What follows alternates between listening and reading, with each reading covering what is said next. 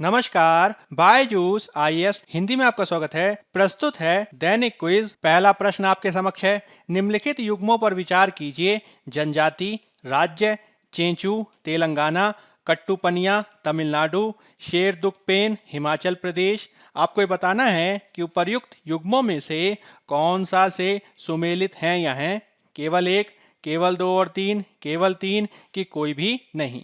तो जनजातियों के संदर्भ में आपको ये ध्यान रखना है कि जब हम बात करते हैं चेंचू जनजाति की, तो इसे एक विशेष रूप से सुभेद जनजातीय समूह या फिर पर्टिकुलरली वनरेबल ट्राइबल ग्रुप के रूप में जाना जाता है, जो मुख्य रूप से तेलंगाना और आंध्र प्रदेश के राज्यों में पाई जाती है। यह मुख्य रूप से इन राज्यों के 4 से 5 जिलों में नल्लामाला वन रेंज में निवास करते हैं और इस रूप में इन्हें वनवासी माना जाता है। जब हम बात करते हैं कट्टुपनिया जनजाति की, तो यह एक छोटा आदिवासी समूह है जो मल्लापुरम जिले के नीलांबुर तालुक के उत्तरी भाग में वनाच्छित पहाड़ियों और कोझिकोड जिले के थमारसेरी वन रेंज में निवास करते हैं और इस रूप में इसका सही विकल्प है केरल राज्य, जो कि केरल राज्य में पाई जाने वाली एक प्रमुख जनजाति है। इसी प्रकार से जब बात की जाती है शेरदुकपेन जनजाति की, तो यह भारत के अरुणाचल प्रदेश राज्य का एक प्रमुख निर्जातीय समूह है, जिसकी आबादी मुख्य रूप से पश्चिमी कामेंग के बोमडिला के विभिन्न गांवों में पाई जाती है। और इस रूप में यदि हम सही विकल्पों की तलाश करना शुरू करें तो केवल पहला ही विकल्प हमारा सुमेलित है और इस रूप में हमारा उत्तर हो जाएगा ए, केवल एक। आज के द हिंदू अखबार में इससे संबंधित खबर प्रकाशित हुई है, जिसमें कट्टुपनिया जनजाति के लोगों को जिला विधिक सेवा प्राधिकरण की सहायता से आधार कार्ड की प्राप्ति कराई गई है, जिससे उनको विविध प्रकार की सरकारी योजनाओं का लाभ मिलना सुनिश्चित किया जा सके। अगला प्रश्न आपके समक्ष है। टेस्ट के संदर्भ में निम्नलिखित कथनों में से कौन सा से सही है या है। यह नासा का एस्ट्रोफिजिक्स एक्सप्लोरर मिशन है। इसे पारगमन विधि का उपयोग करके एक्सोप्लैनेट की खोज करने के लिए तैयार किया गया है। आपको बताना है कौन सा विकल्प या से विकल्प सही है या है। केवल एक, केवल दो, दोनों कि कोई भी नहीं। तो जब हम बात करते हैं टेस्ट मिशन की, तो इसका फुल फॉर्म है ट्रांजिटिंग एक्सोप्लैनेट सर्वे सैटेलाइट मिशन, जो मुख्य रूप से नासा का एक मिशन है जो पृथ्वी के आकाश में सबसे चमकीले तारों की परिक्रमा करने वाले ग्रहों की तलाश किए जाने के संदर्भ में महत्वपूर्ण है। इसका नेतृत्व मैसाचुसेट्स इंस्टीट्यूट ऑफ टेक्नोलॉजी के द्वारा गूगल से सीड फंडिंग के आधार पर किया गया है और इसे 18 अप्रैल 2018 को लॉन्च किया गया था। यह मिशन मुख्य रूप से पृथ्वी के आकार के चट्टानी ग्रहों से लेकर विशाल गैस के ग्रहों तक एक्सोप्लैनेट यानी हमारे सौर मंडल के बाहर के ग्रहों के कम से कम 2 लाख सितारों की निगरानी करने के संदर्भ में विकसित किया गया है। इस प्रकार से यह टेस्ट मिशन खगोलविदों को पृथ्वी के बाहर हमारे सौर मंडल की संरचना को बेहतर ढंग से समझने में मदद करेगा और साथ ही साथ यह अंतर्दृष्टि भी प्रदान करेगा कि हमारा सौर मंडल किस प्रकार से निर्मित हुआ है। इस रूप में पहला और दूसरा दोनों ही विकल्प हमारे सही हैं और हमारा उत्तर हो जाएगा सी, दोनों। आज के द हिंदू अखबार में इससे संबंधित खबर प्रकाशित हुई है, जिसमें हाल ही में नासा के मिशन टेस्ट के डाटा का प्रयोग करते हुए 2 सूर्यों की परिक्रमा करने वाले बाह्य ग्रहों का पता लगाया गया है, जिसके चलते इस मिशन की महत्ता बढ़ जाती है। अगला प्रश्न आपके समक्ष है। निम्नलिखित में से कौन से मच्छर जनित रोग हैं। चिकनगुनिया, हैजा, डेंगू बुखार, पीला बुखार कि जीका। आपके विकल्प हैं केवल 1, 2, 3 और 4, केवल 1, 3, 4 और 5, केवल 2, 3, 4 और 5 कि 1, 2, 3, 4 और 5। तो जब हम बात करते हैं मच्छर जनित रोगों की, तो विश्व स्वास्थ्य संगठन यानी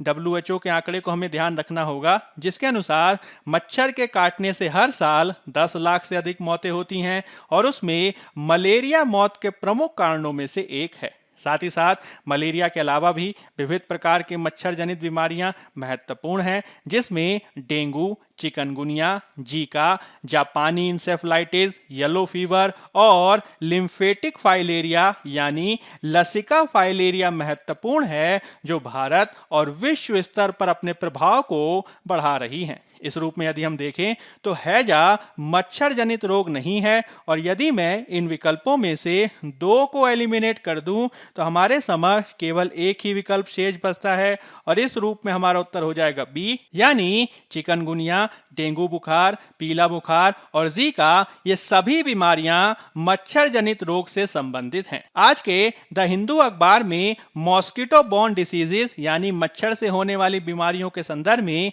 एक आर्टिकल प्रकाशित हुआ है, जिसके चलते यह महत्वपूर्ण हो जाता है। अगला प्रश्न आपके समक्ष है, निम्नलिखित कथनों पर विचार कीजिए। यह एक अर्ध जीरोफाइट फसल है जो उष्णकटिबंधीय और उपोष्णकटिबंधीय परिस्थितियों में उगाई जाती है। इसके लिए 21 डिग्री सेल्सियस और 30 डिग्री सेल्सियस के बीच समान रूप से उच्च तापमान की आवश्यकता होती है। यह एक ऐसा पौधा है जिसमें लंबी पाला मुक्त अवधि, बहुत अधिक गर्मी और भरपूर धूप की आवश्यकता होती है। यह लवणता के प्रति अर्ध सहिष्णु और जल भराव के प्रति संवेदनशील है, और इस प्रकार अच्छी जल निकासी वाली मिट्टी इसके लिए प्राथमिकता में होती है। आपको ये बताना है कि उपर्युक्त कथनों में निम्नलिखित में से किसकी चर्चा की गई है? गन्ना, कॉफी, तंबाकू की कपास। तो आपको ध्यान रखना है कि यह चारों के चारों जो स्टेटमेंट हैं, यह मुख्य रूप से कपास नाम की फसल से संबंधित हैं, जो एक खरीफ की फसल है जिसे पकने में 6 से 8 महीने लगते हैं। साथ ही साथ इसके लिए जो आदर्श तापमान होता है वह 21 से 30 डिग्री सेल्सियस और वर्षा के तहत 50 से 100 सेंटीमीटर की वर्षा पर्याप्त होती है। इसके लिए एक अच्छी जल निकासी वाली मिट्टी महत्वपूर्ण होती है, जिसमें काली मिट्टी सर्वाधिक महत्वपूर्ण है, जिसे रेगुन मिट्टी कहा जाता है, और यह दक्कन पठार के क्षेत्र में पाई जाती है। आपको यह भी ध्यान रखना है कि चीन, भारत और यूएस प्रमुख कपास उत्पादक देशों में शामिल हैं, और भारत में शीर्ष कपास उत्पादक राज्यों में गुजरात, महाराष्ट्र, तेलंगाना, आंध्र प्रदेश और राजस्थान की गणना की जाती है। इस रूप में हमारा उत्तर हो जाएगा डी, कपास। आज के द हिंदू अखबार में इससे संबंधित खबर प्रकाशित हुई है, जिसमें कपास उत्पादन और खपत संबंधी समिति के अंतिम आंकड़ों के अनुसार इस चालू सीजन में कपास का उत्पादन 362 लाख गांठ तक पहुंचने का अनुमान है, और यह इस सीजन में कपास की स्थिति को बेहतर रूप में दर्शाता है। अब हम संघ लोक सेवा आयोग द्वारा 2017 में पूछे गए प्रश्न को देख लेते हैं। वाणिज्य में प्राणी जात और वनस्पति जात के व्यापार संबंधी विश्लेषण, trade related analysis of fauna and flora in commerce, traffic के संदर्भ में निम्नलिखित कथनों पर विचार कीजिए। ट्रैफिक संयुक्त राष्ट्र पर्यावरण कार्यक्रम के तहत एक ब्यूरो है। ट्रैफिक का मिशन यह सुनिश्चित करना है कि वन्य पादपों और जंतुओं के व्यापार से प्रकृति के संरक्षण को खतरा ना हो। आपको ये बताना है कि उपर्युक्त कथनों में से कौन सा से सही है या है केवल एक, केवल दो, एक और दो दोनों, कि ना तो एक और ना ही दो।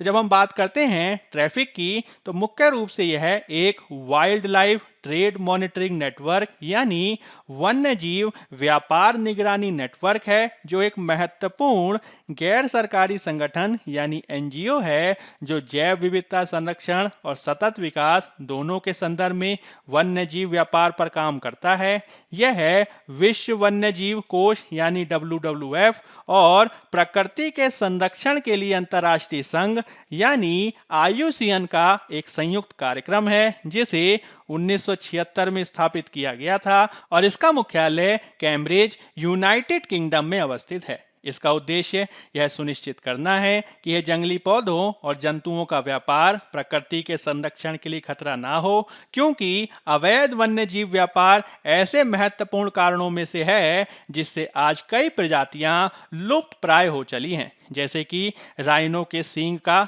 यानी गैंडे के सींग का जो व्यापार किया जाता है उससे गैंडों के विलुप्ति का खतरा बढ़ रहा है। इसी के चलते इनके व्यापार को विनियमित किए जाने का प्रयास ट्रैफिक द्वारा किया जाता है।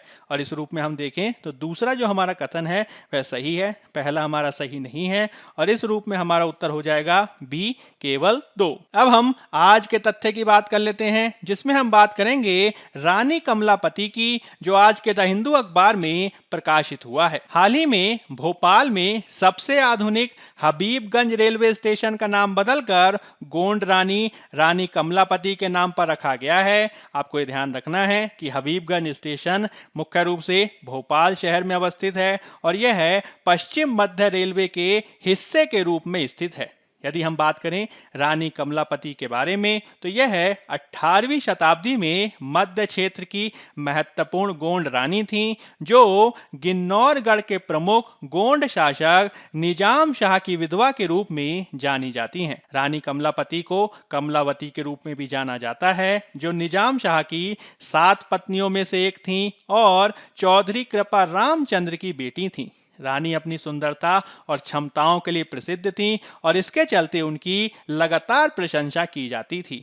विविध रिपोर्टों के अनुसार उन्होंने एक 7 मंजिला कमलापति महल यानी पैलेस का निर्माण करवाया था, जो वर्तमान में भारतीय पुरातत्व सर्वेक्षण ASI के एक संरक्षित स्मारक के रूप में कार्य कर रहा है और यह एक झील के किनारे अवस्थित है।